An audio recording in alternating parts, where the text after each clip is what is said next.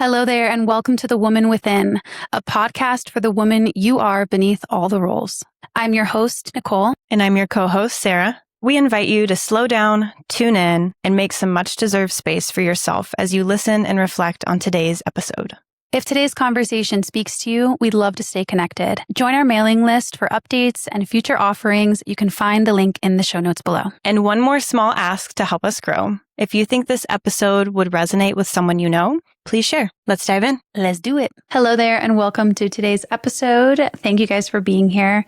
A small disclaimer before we start. I do talk about a pregnancy that was active at the time of recording this episode, but have since lost the pregnancy.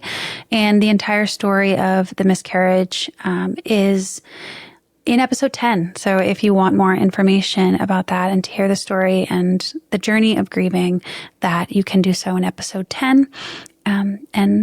With that, we'll get into today's episode. When did yoga come in? I took my first yoga class in Costa Rica on that mission trip. I was in fitness and I was teaching fitness classes and had a fitness app and did fitness tours. Everyone's like, do you also do yoga? And I'm like, no, I don't want to be quiet and still. Movement it's been about socializing and motivating and laughing and connecting. And so but I was like, no, yoga was the connection with self peace. Mm-hmm. All right, we are here. For anyone who is listening in the future, we are recording this on June 8th. And a bit of important context, we are both in our first trimester, in our second pregnancies.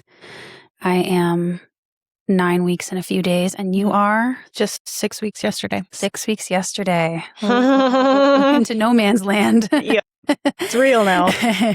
And just like it did in our first pregnancies, as soon as we entered into pregnancy land, our relationship to movement and our bodies and our nervous systems began to change. And just reflecting on that after having gone through the journey of getting back to movement after our first kids, it inspired us to want to talk about movement today, our relationships to it, and how it has evolved throughout our lives, really. The decades of our lives.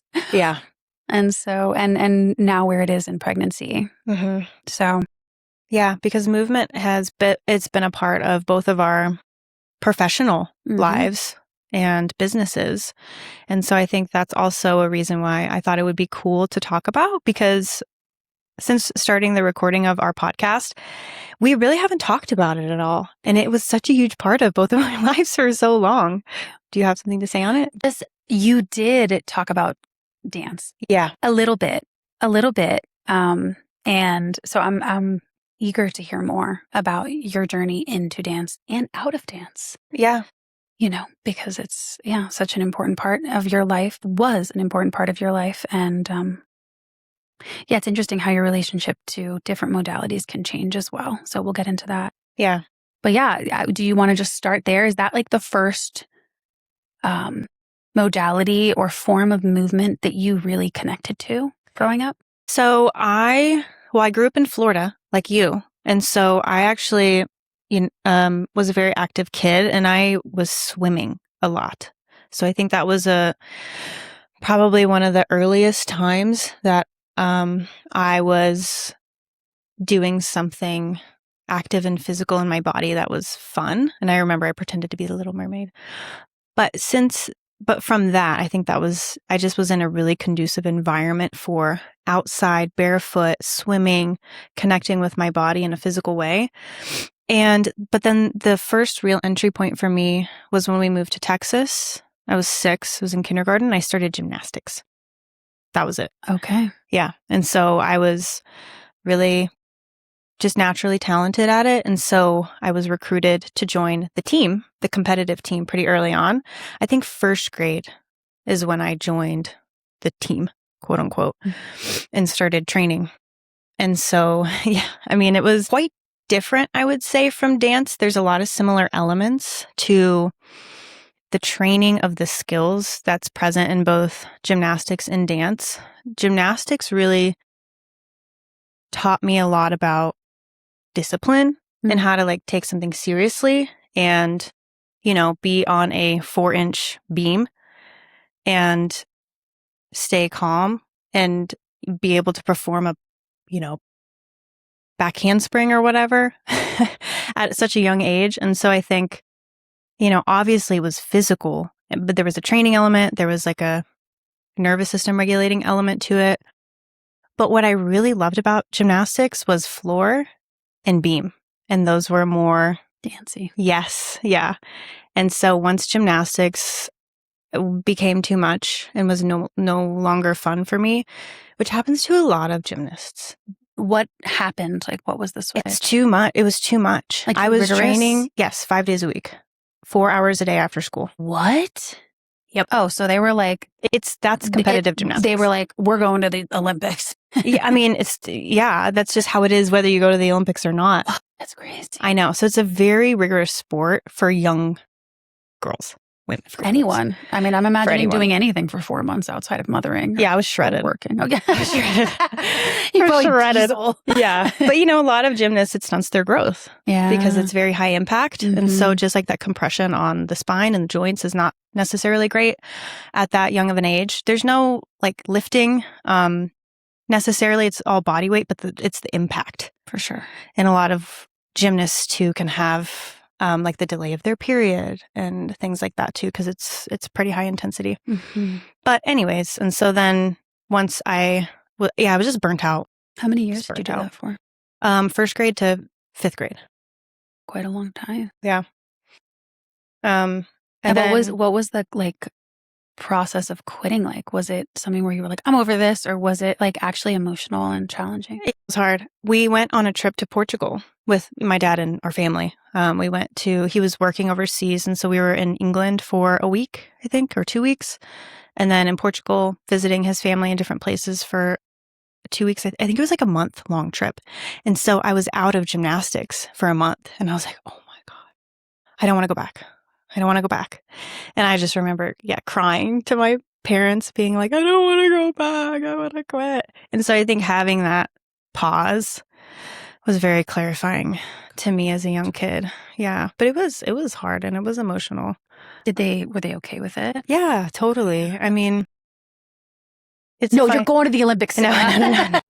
They were never like that. My parents were always, I'm kidding. they were supportive and like they paid for it. It's an investment as well too. But and so that was the process around that. And then it was dance. And you just went right into dance? Head first, girl. I was like, okay, I'm in this dance class. It's too easy. It's too easy. I was like, I want to join the company, which is basically the dance version of the team. And so, and it's like going from intense competitive gymnastics to like these really easy beginner level dance classes. I was like, I'm bored. Yeah. And so a lot of my friends were on the company. And so I had friends who were already there. And so I just took a couple private lessons and then auditioned for the company.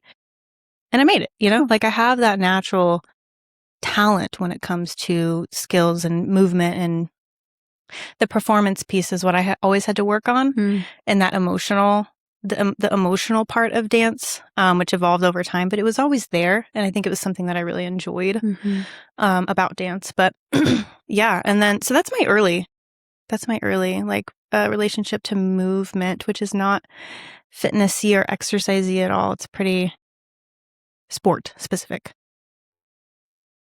Yeah, I'm just like thinking about the person I know today. Well, specifically as a mother, because I feel like I've gotten to know you intimately as a mother, and I knew you before, but really almost peripherally. And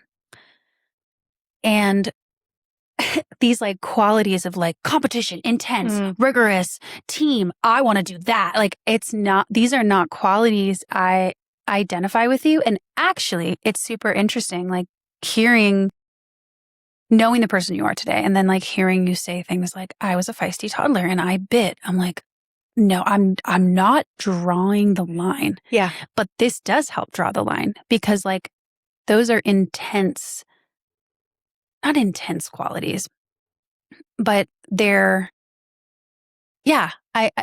qualities, that intensity of like wanting to compete, and which is something I never did as a child. Like I did not want anything to do with that. I did not want anything to do with the spotlight, ironically. And so it's like hear you say those things is just, it's super interesting to color you in a little bit more. Yeah, I appreciate you like trying to digest me more fully because you're so right. I feel like I'm totally picking up what you're putting down. But I think that's where my intensity typically lives is in like, I love hot power vinyasa yoga.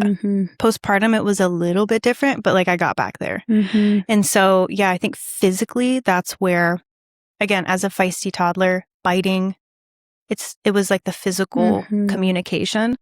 And so, and like CrossFit, I loved for a while. Yeah. So like pushing yourself. Yeah. Like essentially. Yeah. Getting a sweat. Like I want it to be hard. And then the competitive side, which is less now. Like I don't necessarily care that much about competing, but yeah. So I just appreciate that reflection. How do you think that lives in your world now? I mean, you don't shy away from a challenge. And when life gets hard, you're kind of like, we're doing it. And you know, you're better at like buckling down and just being like, this is it. We're doing it than I am. I'm definitely like, this is hard. And I need a moment just to like acknowledge and be acknowledged that this is hard. And then I'm like, all right, fuck it, let's do it. Yeah. I'm like after the fact that I'm like, whoa, that was hard. What the hell was I doing? Yeah, I guess I think that, I mean, yeah, just embracing the hard in my real life, maybe is how it manifests. I don't know. It's a good question because I feel like movement is definitely not as intense. It's still there. And I still enjoy it, but like, I'm not craving that anymore. Yeah. And also I feel like just like I used to be super driven and ambitious in my work, it's just not a quality that like lives, that dominates my experience anymore. So I feel like those types of qualities can just phase in and out and maybe go dormant. Right. And, you know, who knows? But yeah. Where did your early relationship to your body and movement start? Yeah. I also grew up in Florida. So also mermaid fish, just in the water, acting like a dolphin or a mermaid as well. Definitely. I feel like a lot of our listeners are going to resonate with that, you know, the imaginative piece. And I think it's an important thing to always come back to, like our real roots with movement as children that is outside of organized anything, and how free and playful we felt. And how can we bring more of that back constantly? And I think having kids offers us the opportunity to do that. Because I think movement as we get older gets more and more regimented, you know, like it's about how many calories can we burn and what size am I and how much do I weigh? It becomes about the data rather than the experience. So yeah, that's that. And then just like always outside, you know. But I'd say my real relationship to movement in a therapeutic way was in middle school. I was struggling with being a little bit overweight, and my dad has always been into like cardiovascular exercise. I mean, I grew up watching him run. I grew up watching him cycle. He bicycled, road bike. He would get on the trainer a few times a week, kind of like a Peloton, you know, but a real bike hooked up to like a little machine back when they didn't have. And it was just always part of his like mental health and bodily health journey. He played soccer, you know, when he was a kid and all throughout college. But I remember telling him, like, Poppy, I need to do something for my body. Like, I'm not feeling good in my body. And he was like, hey, let's run. And we'd wake up in the morning before school, and we lived in a cul-de-sac. And when you turned the cul-de-sac, there was a canal, Florida life, and a really, really long street that had 2 stop signs on it. And he's like, today, we're just going to run to the first stop sign. And it's so funny telling this story right now because I went for a walk with him this past weekend, and he's 73. He still walks 10,000 steps a day. And I was telling him, I was like, remember when we used to run? And he's like, yeah. And neither of us are runners. You know, we're not runners. But he's like, yeah, I gotta I got to see if my body can run now. Like I'm feeling like I need to push myself and do something more. And I was like, well, all you got to do is make it to the first stop sign. And he's like, yeah. So it's cool to recount this story.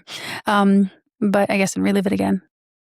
But then it was like, okay, let's make it to the second stop sign. Okay, let's turn the other corner. And then, eventually we signed up for a 5K and we would just like do that. That was just part of our relationship. And so I think from very early on, movement was about connection too. It was about a shared experience, and it was about feeling a level of manageable progression and like accomplishment that wasn't about a spotlight. Like it was so far from that. It was just about like me and my dad just trying to make it to the next damn stop sign. And then, once I got a little older, it was like one of my girlfriends friends who lived in the cul-de-sac, at the end of the cul-de-sac, we would go together and run. And then when I was in senior year of high school, we joined the LA Fitness. Did you have LA Fitnesses? Okay. We joined the LA Fitness down the street from our high school. And it was like we started just walking on the incline treadmill, all the girlies. I remember those days in the gym. You're like, what are we doing?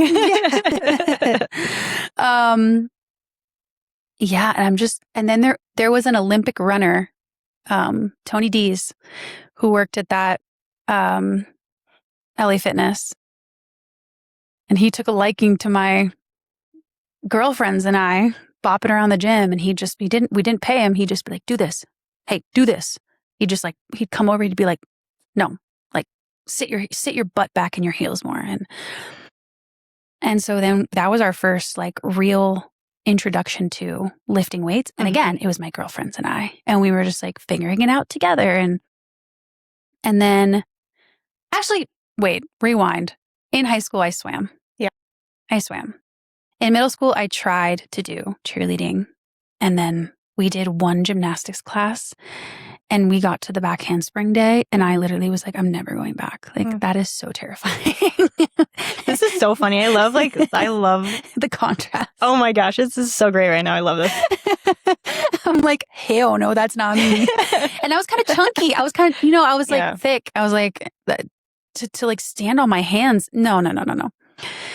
And then, but swimming was another time where I was like, that actually was, I loved swimming because it was just you. And that was a time in my life where I was going through a lot emotionally. So like just being in the pool and maybe this like the intensity, swimming is intense and you practice every day for like 2.5 hours and cardiovascularly, I mean, you're in the sun, it's a lot. But it was so good for me. Yeah. From a mental health perspective. And then, I did that all throughout high school. And then we're in the gym. And now we're in the gym. The transition to the gym. Oof, man. Yeah, I also did track in middle school. That was the other thing I did. Okay. Okay. And what, did you like it or was it just like? Yeah, I did. Yeah. I did like it. I was good at the hurdles because I did gymnastics and dance. So I was like, I can jump over these things. Yes. But yeah, but that's it, just in middle school. Okay. But yeah. And then you, because I know at a certain point, once you get good enough, it's kind of like you pick a sport. Exactly. Yeah. So in high school, I was on the dance team. Okay. That was what I did. So there was no room for extra sports. Yeah. Yeah. Okay. And that was especially anyways, doesn't matter when track season is, but yeah. It's seasonal. But yeah, so the gym, I love how you took us to the gym experience because the focus is so different, right? And I love how you pinpointed what was incorporated with your first experience with movement. And it's like the connection with your dad. And also, I would say like the health aspect, right? Like wanting to feel better in your body. Mm-hmm. Where for me, it was definitely like just a natural inclination. It was something I was good at. And the expression piece for me was always there. So I love that you highlighted that for both of us, for you and for me as well too. But the gym is It's a little different. It's a whole new world. Actually, I did do a little bit of gym stuff in high school, had no clue what I was doing. But it's so funny. I had my college roommate and we were on the dance team as well too.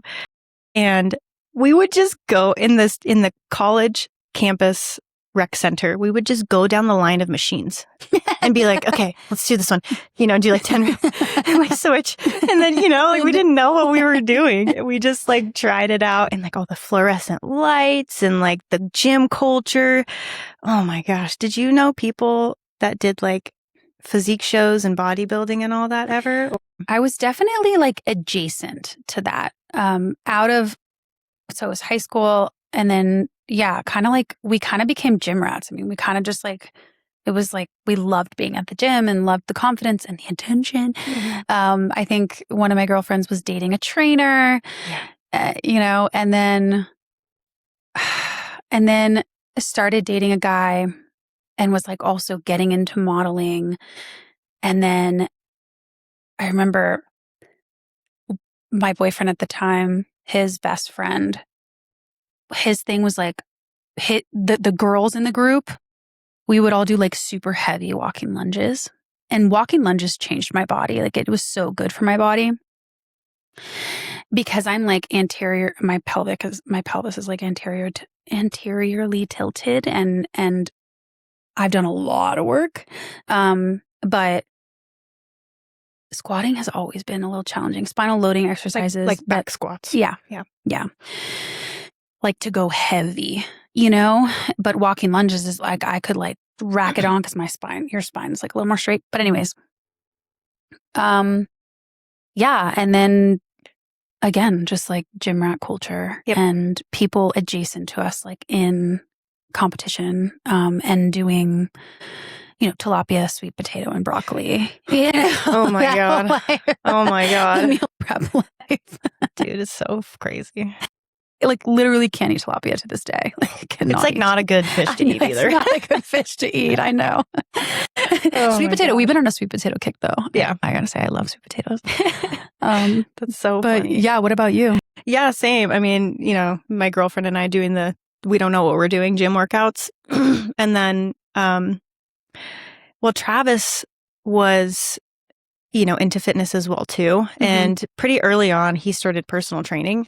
Oh. So similar, where he started teaching me stuff.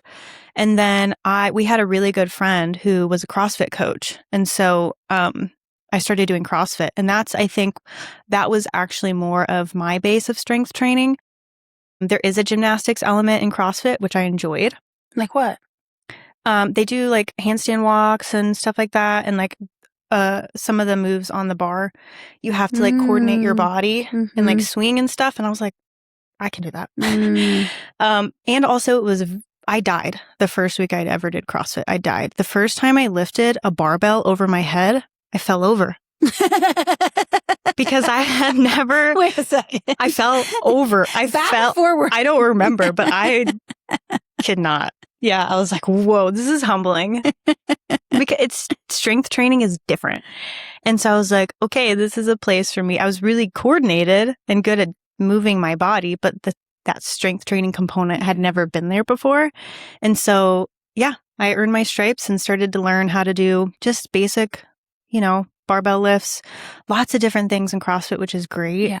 Bodyweight stuff. Yep. Barbell stuff, kettlebell stuff, pull-ups, just a really good combination of everything. And so that was like the beginning of my strength training journey, I guess. And then it evolved, And I like did the gym stuff, and Travis would have me do workouts. But yeah, I mean, did you guys work out together? Sometimes, yeah. Yeah, we did work out together. Yeah. Not always, but we did work out together sometimes, yeah. So it's funny how you were always with the girls. Well, you said you were dating somebody who was... Yeah, but we would like all the guys would end up working out together, and then all the girls would go work out together. I see, yeah. And we were always pretty much doing legs. Mm-hmm. And the guys were pretty much always doing upper body. I know, you guys were evening each other out, right? Yeah. Together, we made a balanced human. Totally. But I will say, like, when you're doing I mean, when you're doing walking lunges with like 40-pound dumbbells, holding them in your hands, like it's upper body. And I mean, anything that yeah. So you have to be solid in your core, Exactly. Yeah. So we did upper body, but it was just like, complex movements are always incorporate. You're hitting everything. You're hitting your core. I mean, that's the most important thing, is to get your core in, and then you just do some body weight stuff for your upper body, and that's, as a woman, that's pretty much all you need. Is just like functional strength. Yeah, for your upper body, and then that's where I loved. Let's just bring in yoga, because that's where I loved yoga. And when we were in preparation for this, I was thinking about, when did yoga come in? And I took my first yoga class in Costa Rica on that mission trip. Wow.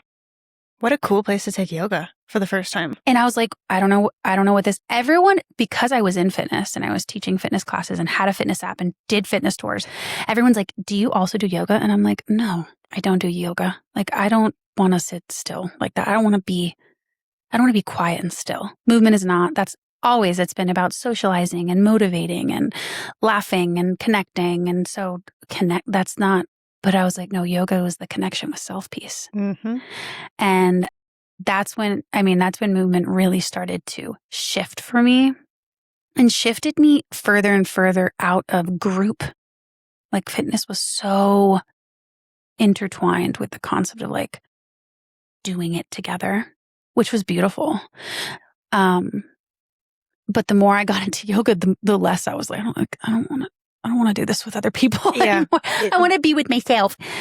But started yoga, and I do still love how, when you're doing a vinyasa, like just the strength of the upper body that it builds, in a functional, like fluid way, like you're building the strength, like moving through the pose. Do you know what I'm saying? I think that's really beautiful, versus like weightlifting. It's like the strength is in this one linear path, right? But was really into more, I would say, like coming from weightlifting and having evolved into pushing myself, and just like not realizing how fit I actually had gotten. Now that I'm like not really fit anymore, I try to do an old workout and I'm like, yo, I was great. I was crazy. I was strong, and like my cardiovascular was like on point. Mm-hmm. I had that same intensity with yoga. I was like super intense. Like, I actually did like Bikram for a while, and did Ashtanga for a while, which Ashtanga was really like what I think locked me into yoga in a deeper way. Like it because you do the same poses over and over. And so you have to find the depth and the nuance within yourself, in how you breathe, in how you scale back. Anyways, how you go deeper, whatever it is. And yoga. I don't want to keep going. I want to stay on yoga. But what was your entry point into yoga? College. I took I think that was one of my first yoga classes, was in college, and it was a very yin, like lay down, and I hated it. Yeah, I was like, I left colder than when I showed up. I'm not sure what the point of this was. and so nervous system regulation. I know, but I felt fine at that point. At least I thought I was. So yeah, I definitely am resonating with what the entry point into yoga, meeting that same intensity physically that I was used to. And I think when you're younger too, it's like, can make sense, I'm like, totally.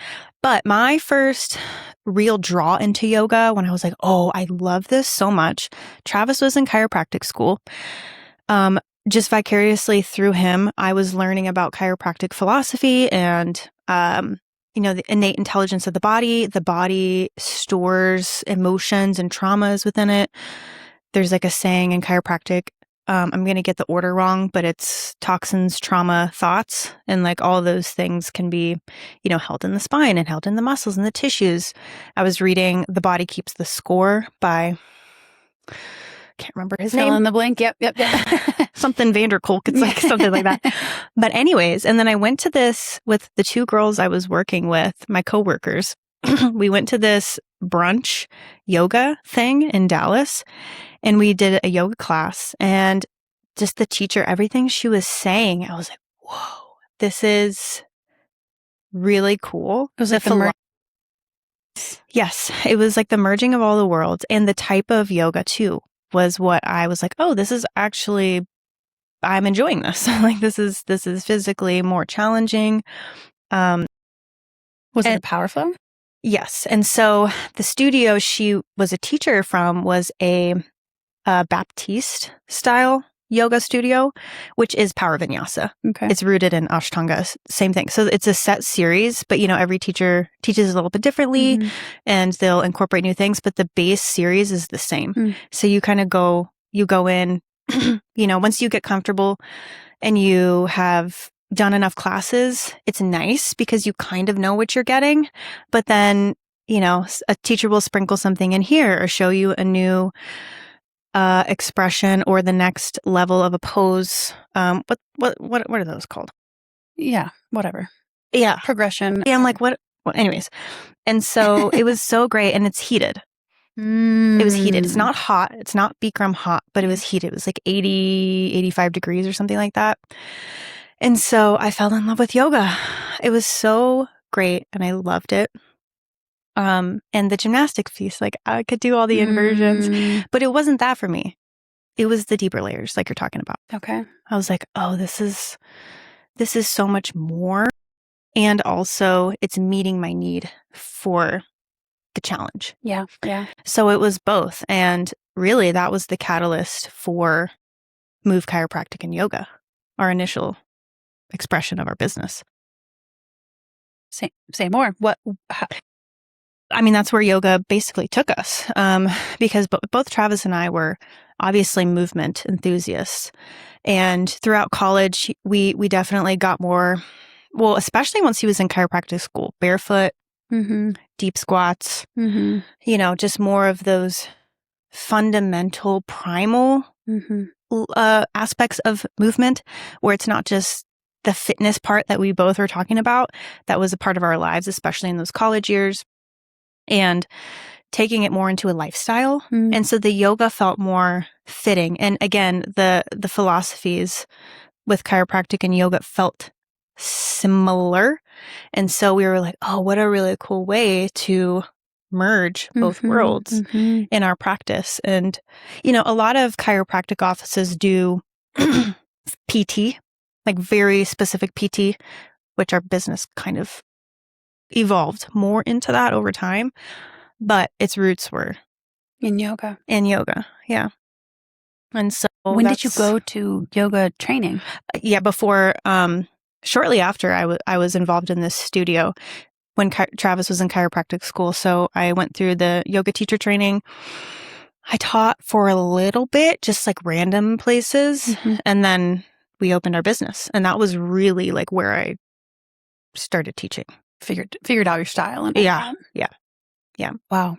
Yeah. So do you think that teaching yoga changed your love for it?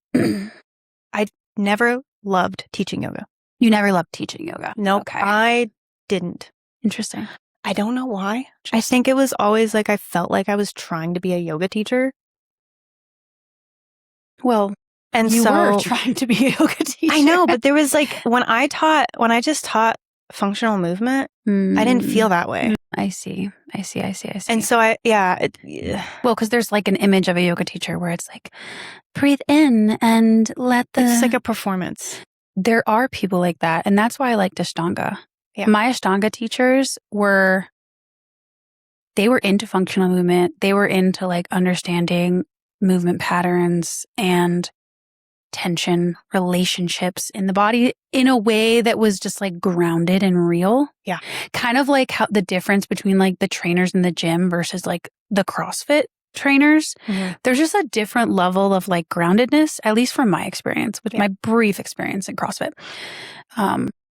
But yeah, when you go to a vinyasa, there tends to be a little bit more soul Yeah. There can be that, which is a style and is beautiful and can resonate with me. It depends.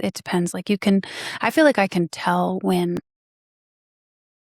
someone's actually doing the work and pulling things from their experience they think might be relevant for the collective. And that always tends to resonate. People who are just saying shit to say shit, it's like, oh, this is cringe a little bit. But yeah, I know. I mean, and that's what I have learned is like the balance of what to share is really, there's a fine line between, yeah. And so I think that's what I always just had a hard time because I was taught like, well, just share personal stories. And I'm like, and so I just had a hard time like merging the worlds, I think, between teaching the movement and then like dropping. I think I had to either be doing one or the other. But yeah, I agree. Like the teachers that I have resonated with, like I remember the teacher who he was a male who did my teacher training. Well, first of all, had a lot of experience, did a lot of like trainings himself, right? So in the work, and just talked so normal. Yeah. Forward fold, breathe in, and it was so nice because it didn't feel like it was about the teacher. It was about the class. And my favorite teacher now is similar. What she shares about is astrology. And so it's like, it's not about her. And I don't even mind that, but it's a really sustainable way, I think, to be a yoga teacher. Yeah. And then she's so functional movement too. Yeah. I'm like, oh my God, like, cause you can do yoga very bad and very like not good for yourself. And so I appreciate anybody who teaches with like a lot of intentionality around activation, creating space in your body when you're bending it. Like you don't want to just be cranking your spine. And so, yeah, I agree with what you said a little bit ago about the integration of the entire body that can be taught with yoga. That's what I'd love to go to a class. I know. I've told you about John several times. He'll just be like, he like calls out muscles and like, which I guess, I don't know if you know the muscles, but like that's from my massage therapy training. I'm like, oh my God, like, yes, like you can mind muscle. I'm in my body in a new way. It's not just like breathe into your core. No, it's like, imagine your transverse abdominal. I don't know, like the muscle fibers run. He says like muscle fiber directions. And like, I don't know, it's a different way to be embodied in that class. You know, some teachers, they slice it in a way and it's so fun to experience, especially something, his is Bikram. So it's like you're doing the same sequence, but the cues are different, you know, and it makes it new every time. So yeah. And that's a good yoga teacher. That's a great yoga teacher. Teach the same thing and it's a new experience every time. It's magic. Yeah. Well, should we talk about pregnancy now and like what your experience was? How did pregnancy humble you the first time around, Nicole? Tell us. Many a way. I will say I only had 2 weeks of nausea with this pregnancy. No, I actually feel pretty good. So I'm hopeful. You're doing great. Yeah. This is actually giving us something else to, I know she's, yeah, look at you. Yeah. So I definitely was more nauseous the first go round. And so the first trimester, I really, being in a different nervous system state this time, I really think that, and this is totally a hypothesis, but I really think that nervous system state for me influenced my level of nausea. Or maybe not. Maybe I'm talking shit. But from my experience, I mean, I was in sympathetic for, I'd say, my entire first trimester. Like, I don't remember feeling like heavy fatigue. Yeah. Because I was just like, what are we going to do? How are we going to figure this out? Yeah. Oh my God. You know? And so, and I was working. I was a massage therapist. I worked through it all. And I actually stopped working because my baby was transverse. And Emily, our chiropractor, kept trying to encourage her down, and she would flip, and then she would flip back transverse after I would work. And I went to go see an elderly acupuncturist, and she was like touching my stomach, and she's like, you need to let your transverse abdominals go. You need to let them go. Not to say that you can't do activation, but they feel like you're not letting them go at all day. And your baby doesn't have the room to descend. And I was like, I'm a massage therapist. And she's like, it's time to stop. And I was like, damn. And it was time to stop. Like I was. What trimester was that? Like, where were you in your pregnancy? I stopped at 27 weeks. And I stopped working at 27 weeks. So yeah, where's that? Just about getting to third trimester. Yeah. Yeah. I think I was like a week or two away from third trimester when I stopped. Yeah. And then she flipped and she stayed down and it was perfect. I just like let it go. Mm-hmm. And that's when I really popped because everyone was like, are you pregnant? Where's your stomach? I remember you were 10 weeks behind me and you were bigger than me. I mean, and I'm just, granted, where was your baby going to go? Forward. Where was it going to place go? You had to go? Where? Do you have stretch marks? Mm-mm.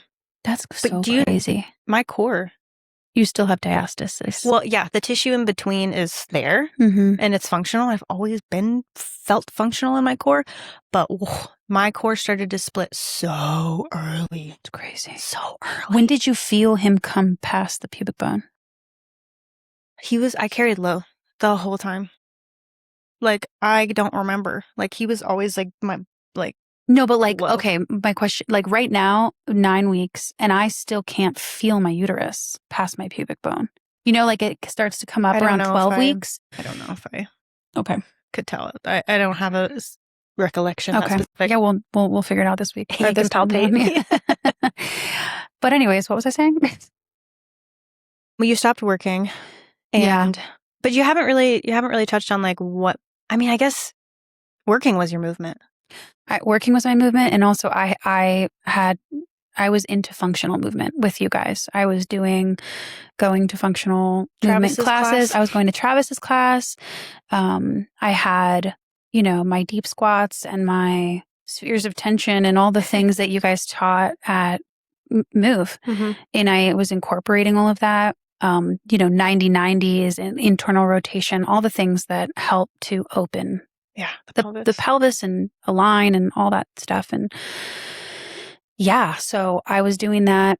I really wasn't, and walking in the past, I would say 6 years has been a daily non-negotiable for me. I am not the same person if I don't walk.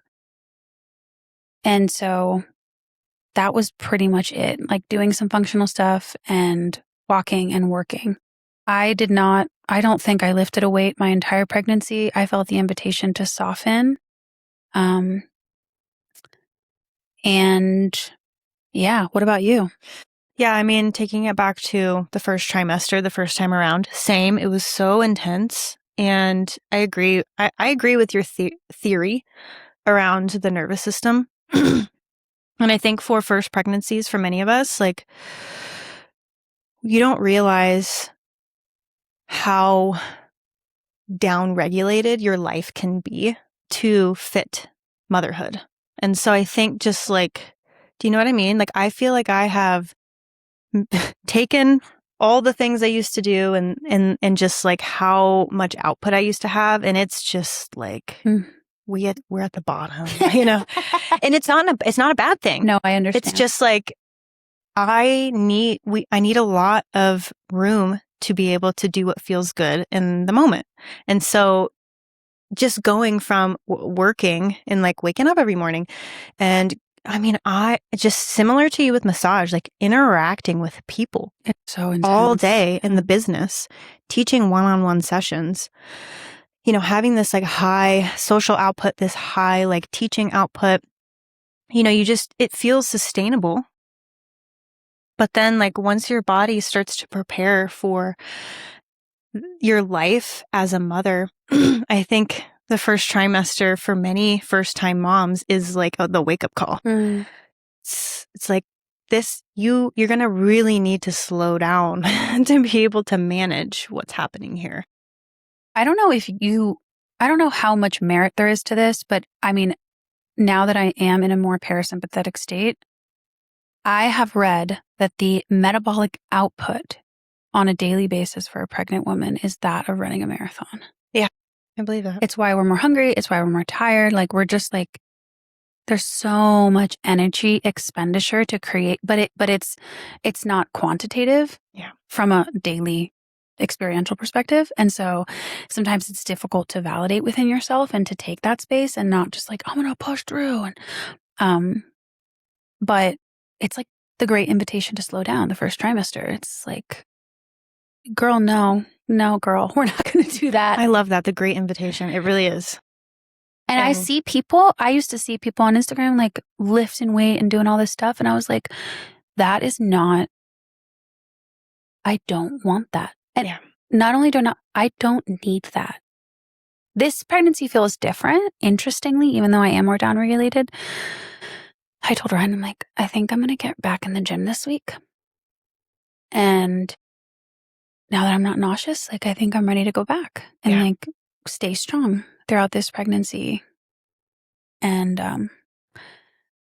but super interesting. No, I know it is. And we do want to have a full conversation about first pregnancies versus the pregnancy we have now, once we're a little further through the first trimester. But yeah, so far, even me just being 6 weeks, it's been really interesting to feel the differences. But yeah, and just like going back to movement, I agree again with a lot of what you said about what changed. I feel like I didn't do anything for the first trimester. I feel like I just survived and I worked. And then, I mean, I'm grateful to have had our business because I didn't have the internal motivation to work out on my own or move on my own. And so I did my husband's classes. It's all functional mobility and like body weight, postural stuff. You know, it was a chiropractic office for people typically in pain. And so as a pregnant person, a lot of it made sense and really met my needs. And Emily had prenatal classes as well too. And it was just perfect. I'm just like so grateful that I had that. But yeah, focusing on being mobile and strong while my body was expanding. That's what it felt like. Every time like I would get bigger and I would do like some active mobility and ranges of motion with my hips, I'm like, oh, this feels different because our muscles are constantly like adjusting. And so I think just knowing that I was reinforcing the structural position of my body as I was growing the human inside of me, that's like what became the focus, you know, because like, you know, especially with birth too, just having a solid foundation. And I remember, I think I did a little bit of like kettlebell lifting but your body is also getting heavier. And so just walking, just going up the stairs, just doing body weight stuff became the workout, you know? That's such a good point. Yeah. And so that's how I felt. But it was humbling. It really was. Because you have these ideas. Oh, just like with motherhood, with like, oh, I'm going to do this with my kid. Just like with pregnancy and movement, you're like, I'm going to keep working out. I'm going to be that mom who's pregnant doing whatever. And then you're like, I'm so glad we both did that. And and I want to also encourage other moms listening or moms to be, you know, it is the time to tap into your intuition. And I'd say that was both of our intuitions saying, even though intensity has been the thing of the past for you, like that's not actually what pregnancy is going to shape in you. And I think conversely, like it could shape intensity in someone who needs that muscle strengthened. I think because of our pasts with movement, we both know how to do intensity because motherhood can be intense sometimes, but motherhood, pregnancy, like I believe this, I've chosen to believe this, that what you get in pregnancy is going to help shape and develop what you need in motherhood. And so for some people, it could be that like intensity is what you need and that's what you need to shape and the muscle you need to strengthen. But if your intuition feels more like doing functional, like move, you know, get on the floor and move. I'm not saying be a couch potato, but you know, you don't like, I see people doing like 200-pound hip thrusts 6 months pregnant. And I'm like, that face I've just made is not for them. It's like imagining me doing that. Absolutely not. Yeah. You know? I know. Yeah. So Yeah, I love that you said that. I mean, everything in our lives is here to meet us and shape us somehow if we're willing to see it that way and receive it that way. But yeah, and so another thing that like came into my awareness after having a child was the imprint where we are programming into our child through the movements we do during pregnancy. And so kind of going back to more hands and knees, like just like cat cow as much as you can do it pregnant, because I remember doing those for the first time pregnant and I was like, I can't move.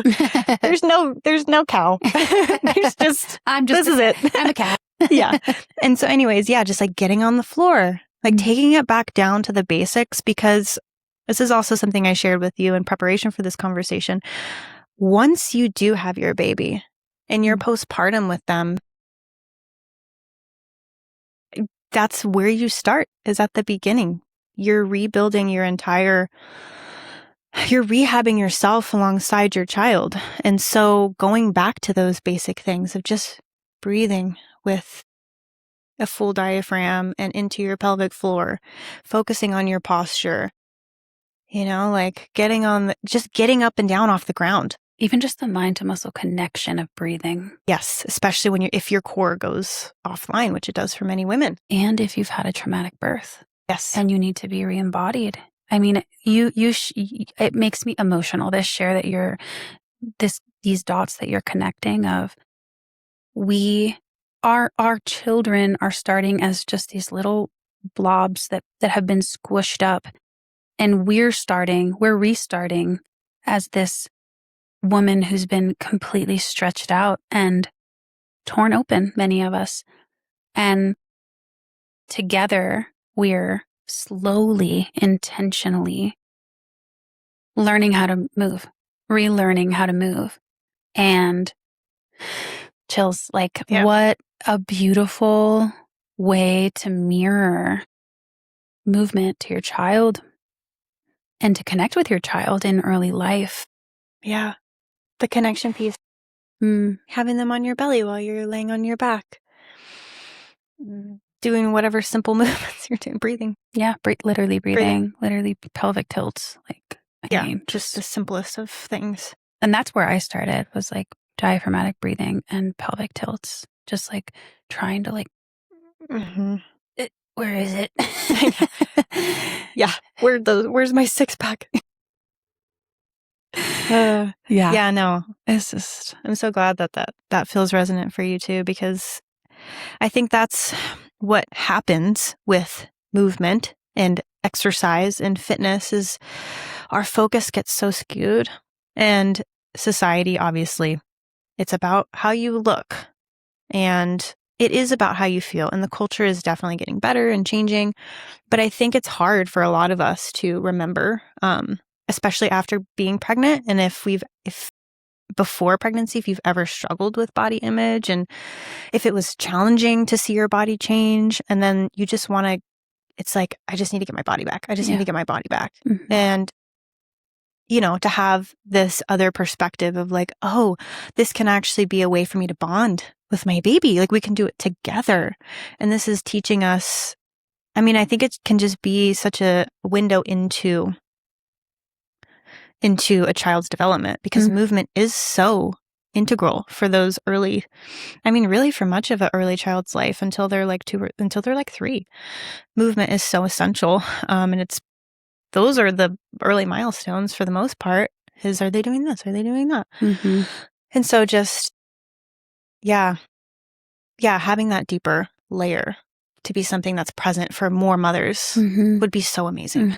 And you said connection with child, which is something, you brought to me that I was like, oh, I didn't even put that piece in. But where I was thinking of is like, it's reconnection and it is a new relationship. Yourself to your body after pregnancy, after birth, it really is a new relationship for many of us. And what I love about this comparison to redefining and reestablishing connection with ourselves and our bodies in cadence with our child and how they're developing, it's like the time and space piece extends out. Because this whole 6-week thing, girl, I mean, I was diaphragmatic breathing and just, trying to re-engage my core very minimally, maybe at like 3 weeks. And then walking. I started walking. And then it was like, by 6 weeks, I mean, going back to the gym was like, absolutely not. Absolutely not. It was just like the foundational piece still. Just reconnecting to the core and my pelvic floor and just posture, So, and it's like when your baby's 6 weeks old, it's still a marsupial. Yeah. It's like, it's not ready to walk yet, which I feel like getting back in the gym is like the equivalent. And I'm not saying wait a year, when most babies walk to get back in the gym, if it feels good and it feels aligned and it feels true. But if it doesn't, allowing yourself the grace to just be present with getting back online with yourself in a like a sustainable slow burn kind of way. Yep. Yeah. And I think that's probably more realistic from more mothers. Yeah, I think so too. Yeah. And I think it does play a role in the long-term recovery too. Because if you do things too soon, it can feel fine. But then there's so much that's healing, after birth and the uterus coming back and just like, all the organs coming back into place. And so, for me, I remember I tried to work out. We had our garage gym, so I didn't necessarily have to leave. It was outside. It was in the sun. Theo was upstairs with Travis. But it was like 8 weeks and I did like a lifting workout and I got sick. Like I came down with a cold the next day. That was my body telling me that was not time for that. It was not ready. It was not stressful. Time for that. Yeah. I think when I really got back into movement postpartum was yoga. Yeah, same. It was around 6 months is when I think consistently started going back once, maybe twice a week. That was my entry point. And it was because like we were talking about with yoga, it was just space for me to be around other people, but in my own bubble. And just to, have that soul level be there. I was like, oh my God, like I've been through so much, like I had those moments on the mat where I'm like, I can't believe everything that has happened to me. And it happens to every mother. Yeah. Oh, but it's like, it was that space too. And I think that was really what I needed more of. And then I was able to slowly get back into my body in bigger ways. And what about you? I'm trying. Yoga? Wait, I'm gonna answer that question, but I'm trying to remember when like this happened in conjunction. We've shared on previous podcasts that you had more nervous system dysregulation in early motherhood, and then I went into nervous system dysregulation kind of around like 6 to 8 months postpartum. So we kind of had opposite experiences, but I went back to yoga around 4 months. And it was the same thing, space and also like functional. But I'm trying to remember for you, did yoga give you a gateway into realizing that you were in sympathetic, or was it part of your way out of it? I think it was definitely around the same time, because I remember I had talked about the 6-month appointment that I had with Theo where, the lady was like, he seems like really frazzled and crazy and sympathetic. And that's when I was like, oh my God, I've been so stressed out. And I'm just now I'm just really realizing it. And so that was the same time that I did start having more space for myself. I think really yoga was the first place that I started to have structured time away from Theo where Travis would take him. And so I would say, it was around the same time. And so I think it was a way through. So, okay. To the parasympathetic. So it wasn't necessarily like, okay. It wasn't the thing. But no. It was a out of it. Yeah, I think so. Good old yoga. I know. Yeah. I mean, I really like postpartum yoga. It was never so good for my soul, even before. Like it just never hit like it did postpartum. I was like, oh. I know. Because even when the baby's napping, like you're still so on. Mm-hmm. And in those early months, like the phantom cries, you're taking a shower and you're just like, is that the baby? Is that the baby? So you never get to really turn off like your nervous system. I'm so curious to see what it's going to be like this time. Mm-hmm. And if I've heard that it's just like, it's so different. Yeah. And I've also heard women going into severe postpartum depression with their second children, like just it, which, yeah, it's hard to imagine that happening, building the resources that we are, like the village and the support, like trying to be proactive. And also I feel like some of postpartum depression is chemical and out of control, right? And so, yeah, I'm really curious. Are you curious to see how it's all different? Yeah, totally. I'll say though, it makes sense to me with a second child, especially just being less nutriently resourced, in terms of vitamins and minerals. Even taking prenatals and whatever, like you can still be deficient, where that can play a role in your mental health and just how you adjust to the hormones postpartum. And so, or the lack of hormones postpartum. Yeah. The great drop. So there's the great invitation and then there's the great drop off. Yeah, exactly. The beginning and then the transition too. Yeah. But back to movement. After that initial postpartum period where we both were in yoga and then we both slowly started getting back into weightlifting and just like more classic, stuff that we did before. And now being pregnant again. Well, did anything shift when you weaned from breastfeeding with Raya? I think it affected you more. I think so. It did affect me, but remember, I was like, I had tried to do Well Mama, so I was like already doing weightlifting, and I think I pushed myself, and maybe it has to do with my relationship to my body, and just like, which I don't want to demonize wanting to look good. Yeah. It's okay to want to look good and want to use exercise to feel our best and look our best.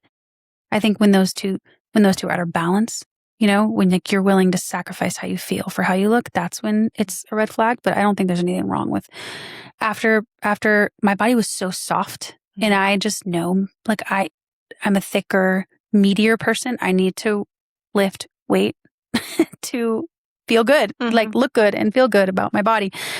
And so I think I wanted to get into that more, like quicker. Yeah. But when I weaned, I definitely felt like, I would say the way I can encapsulate it is that I felt like my masculine energy reintegrate after I weaned.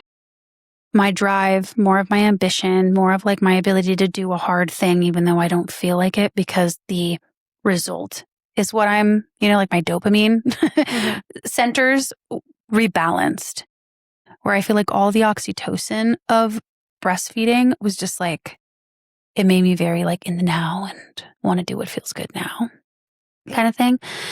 So, but yeah, you felt a shift. Yeah, I did. Yeah, I did. And that was it. I felt better, wanted to work out more. In the hormone piece, without the suppression with prolactin, it kind of like evens out your hormones. And so when you stop nursing, you get like more dramatic progesterone and estrogen. Yeah, so your estrogen's back online. Yeah. So your sex drive is back. Exactly. Yeah. So it's just, it makes sense that it felt like your masculine came back on, and for me, it just felt like I had more, and just the ability to be away from my child without them actually needing me. Huge. So yeah, I think that there were several things. Yeah, and just the depletion. I would say that was the other thing with breastfeeding that allowed me to feel like I could actually strength train, is just like the amount of energy that was going towards making milk, And so to have that back to go to my muscles, yeah, I feel like that was part of it too. Mm-hmm. Yeah, allocation of resources for my body. It's wild how much energy breastfeeding takes. Like This is a tangent question. Yeah. How do you feel about breastfeeding again with this baby? I mean, one thing I will say is we will do dual feeding. What's that mean? We're going to bring bottles on too. Okay. Rhea will feed him, her, whoever's in there. Rhea will feed him. My mom will feed him. Ryan will feed him. Not just me. I won't do it all alone again. Yeah. What about you? That makes sense. The first time around, first of all, I'm not super looking forward to it in this moment. Truthfully. No, that makes sense. It was a lot. Mm-hmm. You don't realize until you stop. Oh, totally. Because when I was breastfeeding, I loved it. Same. And even though it was hard, I was like, I feel so empowered, like nursing my child out in public, and he's over a year old, because it is rare. It is rare. But then when you stop, or at least for me, I was just humbled by how much it changed my life and my son and like our dynamic, and just how much more manageable everything felt, how much easier sleep was for us, And so, yeah. But I agree that it's given me a lot of perspective to do it differently. I have more understanding now for pumping and making bottles. I'm like, oh, I get it. There's a why. There's a why. Yeah. I get it. And also, like, I think just doing what I was doing with Theo early on, and building the skill gently of not associating breastfeeding with sleep. That's definitely something I'm going to do. Yeah. And I did that, but then I didn't. Theo was just really, really stimulated when it was just hard to nurse him unless he was tired. Yeah. And so I kind of had to let that go. But yeah, just like having an understanding of like, oh, I could actually night wean early, really early. Oh, yeah.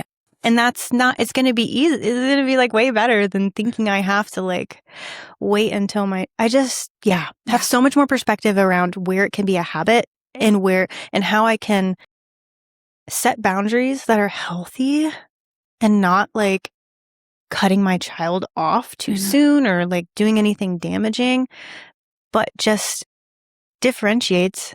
Breastfeeding is for comfort, but it's also for nourishment, and sleeping is for sleeping, and not just for mommy's boobies. Okay. Yeah. Yeah. I mean, I will also share. I'm not sure if we're going to keep this in, but I will also share that it's interesting. It's also child dependent and your temperament and nervous system and so many things. But it makes me think of Noel still wakes up in the middle of the night to nurse because he's been skinny, and. Yes. Yeah. Too. That's why I'm thinking about it. And she's tried to sleep train him and she's tried to night wean, and he still wakes up screaming bloody murder, needing milk because his metabolism. Yeah. He's hungry at 3:00 in the morning, and like no amount of food that he's eating during the day is going to change that. He needs it. And so it's also like child dependent, and she does put boundaries. Like I think that's a good example of like how the two worlds could collide, like healthy boundaries and also like paying attention to the child you have and like actually meeting their needs. Yeah. And, but yeah, super interesting. Yeah. Super, super interesting. And I think Rhea too was hungry in the night because like still to this day, if she doesn't eat right before she goes to bed, we have wake windows, and she's hungry. So, but did I tell you she's cutting her teeth? Yeah, I did. Yeah, you did. Yeah. Oh my God. Last night, do you know? No. Do you know what time I came to her bed this morning? 5:00 in the morning. Nice. She slept alone all night. That's great. First time ever. Yeah, that's crazy, huh? First time ever. I literally woke up at 4 to pee, and I was like, why do I feel? Why is Ryan here? Where's my child? Yeah. Anyways, crazy. I know. Well, hopefully. Yeah, I mean, and hopefully once she gets through the molars coming in and you have a better understanding of where her baseline is at again, you can see where her skills are. I know, and I'm like, do we even need to do this like little push? Yeah. We'll see. You'll see. We'll see. Yeah. But so let's jump into what movement looks like for us now, being 9 and 6 weeks pregnant. What are you currently doing? I feel like I'm still so early. It's hard to really, because the last week I still felt fairly normal for the most part. I've definitely had energetic and emotional shifts. since finding out I was pregnant. And so I went to the gym. But like my workouts, even when I started going back to the gym after weaning with Theo, like I do kettlebells, and I don't really do, if I'm like, the heaviest I'm lifting right now is like 45, 50 pounds with a kettlebell. Like I'm not backloading either. Hurts my back. Hurts my low back. Just like you were talking about. And so, yeah, I feel like I basically have been doing the same thing, like functional mobility, body weight, upper body, some, like negative pull-ups, push-ups, and some kettlebell stuff. I like to do, what's that called? Unilateral? Just like, loading different sides of my body, one side at a time, and then like compound movements, front squats, lunges. So yeah, but like 30 minutes. Like I'm a You're get it done. Yeah. What about you? How have things changed? I haven't worked out once. Yeah, but you've been walking? Walking, and I'm doing functional movement. There's our chiropractor, and your husband's chiropractic office has a movement app, and I'm just doing the pregnancy program, which is just like these bite-sized little like functional movement things that are specifically like formulated, programmed for the pregnant body. And I'm like, this is what I needed. For about 2 weeks in early pregnancy, I was doing yoga every day. And like, I was doing like really slow, soft, like more yin-ish style, or more yin-vin. And then, and then I did like a vinyasa. How was that? And I hurt my tailbone because of the relaxin. Like I overstretched. So I was like ego flowing instead of like actually being like, you're not supposed to go to your edge in pregnancy when you're doing yoga. You're supposed to be behind it. And I was at my edge. And so the next day I was like struggling with bending. But before I got pregnant, for like 3 or 4 weeks, I was dealing with a back injury. So I had just like gone back to basics, like hip raises, glute bridges with no weight, and just like really getting into like where my skeleton is in space, while I'm moving, and like, lots of core engagement. And so I've kind of been out of movement, but I was telling Ryan, as I said earlier, I think I'm ready to get back in the gym and like start really, with like 6 eccentric deadlifts where like, coming down takes 5 seconds, and I'm just like super focusing on like lengthening my glutes and keeping my pelvis tucked in, because I can like lift a bunch of weight,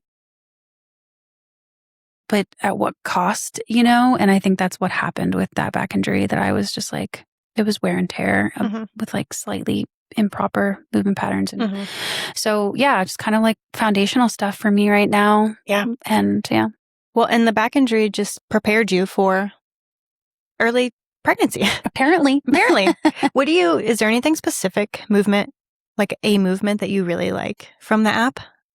Or do you have like just several that you've been enjoying? I've been really liking the thoracic stuff, like a lot of thoracic opening, because I already feel like some tightness in my ribs and my QLs. Yeah. And so just getting that rotation. And I always love like the hip stuff. I mean, all the hip stuff, whether it's, opening the flexors or the extensors. Like, I just love all of that, because that's kind of, literally where the baby's going to come through. Yeah. And it feels good, but it's also just like, like, okay, this is me opening my pelvis and keeping my hips mobile and lubricated for that baby to just slide right out. No, right? Hopefully. Are you also doing the movement from the app? No. Well, I do. Yes. On my own, because I know it, and I filmed it with Emily. Yeah, you did. But I actually don't know what the full program looks like. So I actually need to get in it. Girl, it's like different every day. I know. It's like so good. Yeah. Just having like little bite-sized things that aren't like a 30-minute workout. It's like, I'd say it takes like 6 to 12 minutes. Yeah. Emily is a chiropractor. She's very well in her prenatal, like she's done a lot of training and like learning from other chiropractors who have been in the industry for longer than she has. And so her knowledge base is vast. Like she really has learned so much about the pregnant body, even though she hasn't been pregnant herself. And she's attended so many births at this point.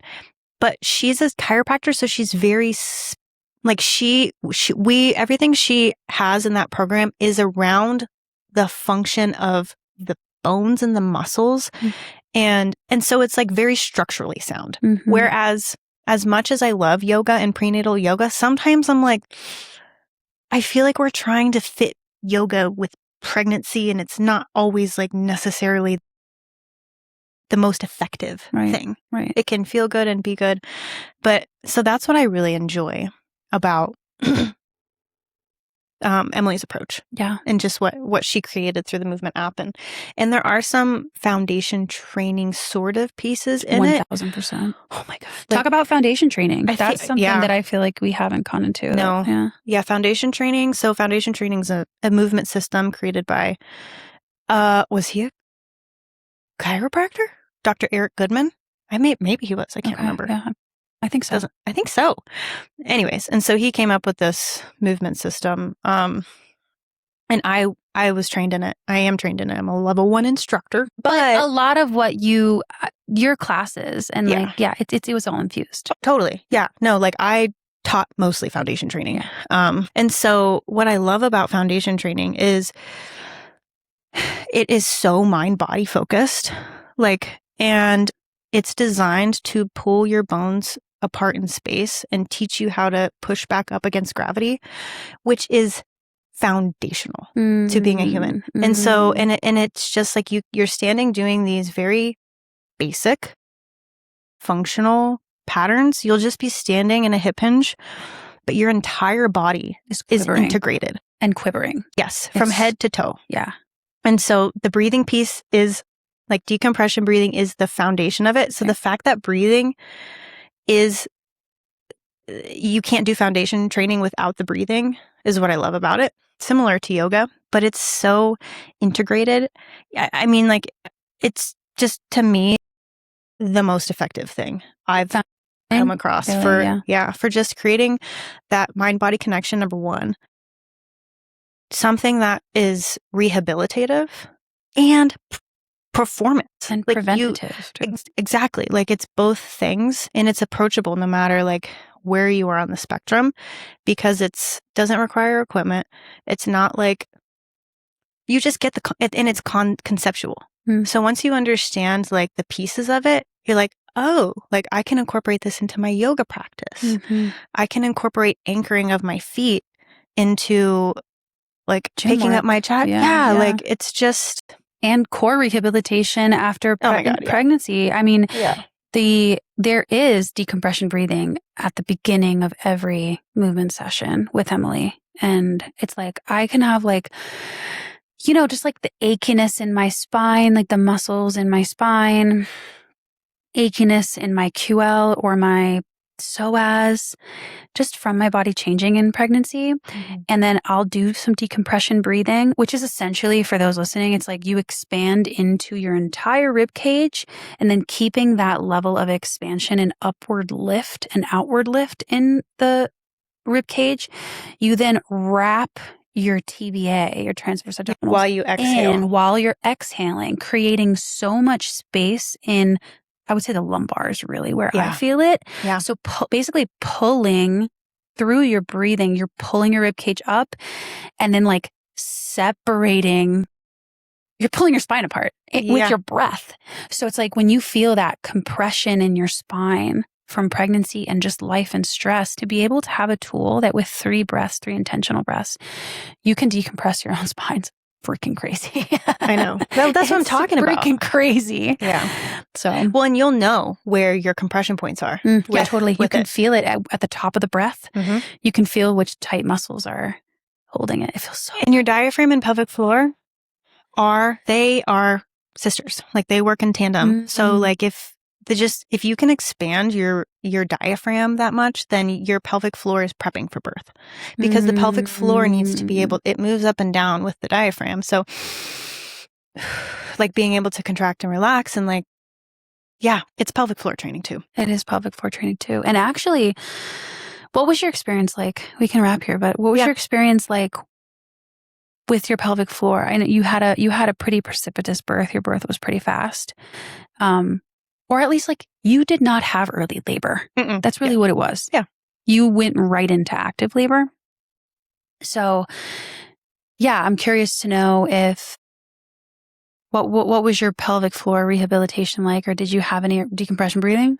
No, my pelvic floor, I'm really grateful because, you know, I've learned a lot about pelvic floor. I did do a birth prep course, and there was a lot of pelvic floor education in it.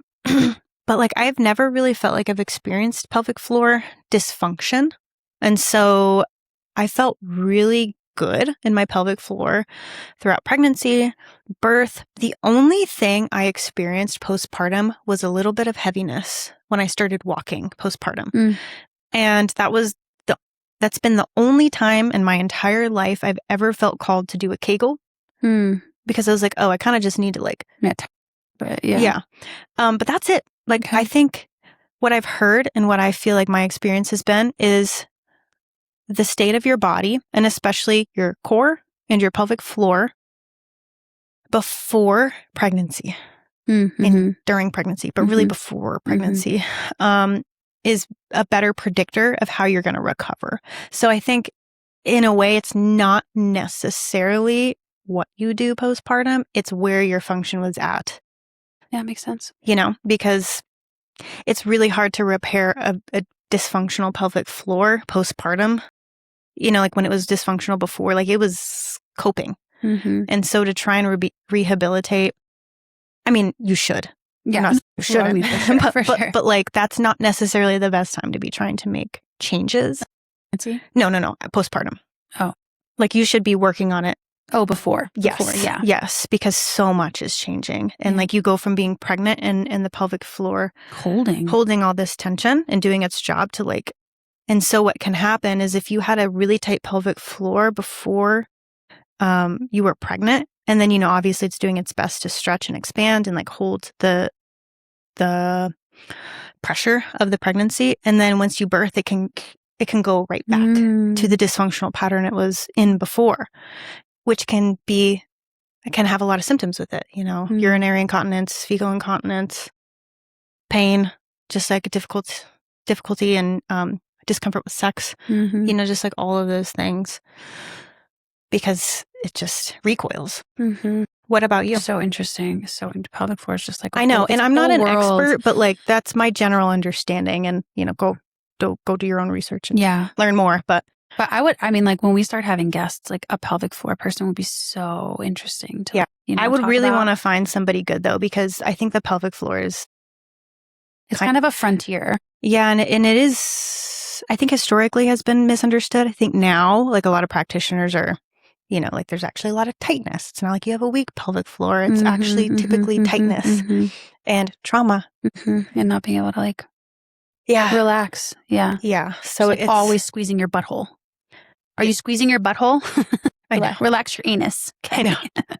Okay, you're well, speing of tight anus. Oh, I know. That was I did have hemorrhoids, but I don't think that's pelvic floor specific. So who doesn't? I know. Hemorrhoids is part of pregnancy and postpartum. Yeah. I feel like I had a healthy pelvic floor during pregnancy. I had a very visceral fear and strong desire, strong need to not poop during birth. Yeah. Interesting. But I get it. I was 8.5 centimeters fully effaced, asking for an epidural in the hospital. It's like, give me an epidural. Cut this baby out of me. I'm done. And the nurse was like, all right, like, let me check you. Because you're either we can, or like either you're about to have a baby. And it was just transition talk. But in that state, as soon as I heard that I was 8.5 centimeters, I was like, I'm going to go poop. Like, I'm going to poop. And it wasn't because I had to poop. It was like, I'm going to poop. I'm going to make myself poop so that I don't poop in front of my husband or my fiance at the time. And because I mean, like, I don't know. I had this thing around it. It's not a sexy thing to do in front of your fiance. And just like Ryan and I had only been together for, I know, like a year and 3 months when I birthed. Yeah. Whereas like I could care less. Travis. But Yeah. I totally get it. Yeah. It was just like we hadn't gone to that level yet. Yeah. But then we did very quickly because I still pooped. Yeah. And I went to the bathroom and Noelle was like, "You're really pooping right now?" And I was like, "Yeah." And then I like wiped myself and everything and then got in the shower. And Ryan was holding the shower head, just washing my poop away. Because it just like was happening. It's you can't even feel it coming out. Yeah. But I think there was some of that fear and like programmed in my pelvic floor. And going to the bathroom, I mean, the first poop with the prostaglandins and the uterus contracting, like pooping is already really challenging and painful for a lot of women, like that first poop. But it was like weeks of really challenging bowel movements and so much tightness in my butt that I couldn't even like pass gas without closing my eyes and like really thinking and like getting in my butt and like relaxing and then trying like really hard to like push a fart out. Whereas like before I could just like release fart, you know? It was like there was so much stuck there. And one day, I don't know if it was in yoga or in a meditation, I was like, I'm ready to release this. Like, I'm ready to release this, like, I'll call it trauma around like having this super strong need to not poop. And then my husband seeing me poop. And like, we made a joke about it after, but like the imprint was in my body and it was in my nervous system. And I just let it go and I made peace with it. And yeah, it's better. It's changed. Yeah. But I'd say like that was my pelvic floor. Part of my pelvic floor rehabilitation had nothing to do with the physical Kegel contraction, relaxation. It was the mental, emotional piece of me just letting it go. My husband saw me poop. Oh, well. Yeah. It's okay. Yeah, that's a really vulnerable share. So thank you for bringing it to the pod. And I know somebody is going to feel you on that. Thanks, girl. But yeah, I mean, I think you're speaking to, again, most women's experiences in pelvic floor dysfunction are an expression of emotional tension and experiences, whether it's birth specific or, from something else in their life. But yeah, so just speaking to how the body keeps the score, like the book holds tension. And so, sometimes with healing postpartum and getting back into movement, it's a combination of feeling good in our bodies again, getting back to a place where we do look, not that it's only about that, like you said, but we do look good. We feel good. We feel connected with our bodies. We feel capable to do things with our bodies, pick up our babies, get up and down off the floor while holding 10 things, because that's how you mom. And also knowing that it's a reflection of you and your child and how you guys can develop together alongside each other and all of the emotional tension you can be holding in your body. It's an opportunity to let it go and to go deeper and to redefine and connect with the woman within you. Ooh, bars. Way to summarize and wrap it up, and there's nothing else to say. So mic drop, Sarah. Okay. Thank you guys for joining. This was a lovely, this was free-flowing conversation. This was fun. Yeah, this is a long one. Was it long? Or just kind of. Okay. It felt long, but yeah. Well, thanks for joining. And we'd love to hear in the comments anything that's coming through for you. We'd love to hear about your journey with movement before, during, and after pregnancy and how it's changed. I'd love to hear that. Just more people, like more, where it's when people say bounce back. And I think nowadays it's more like we're moving forward, we're bouncing forward. And what does that forward look like? So we'd just love to hear it. And as always, thank you for listening. Yeah. Thanks for being here. Until next time. Bye. Bye.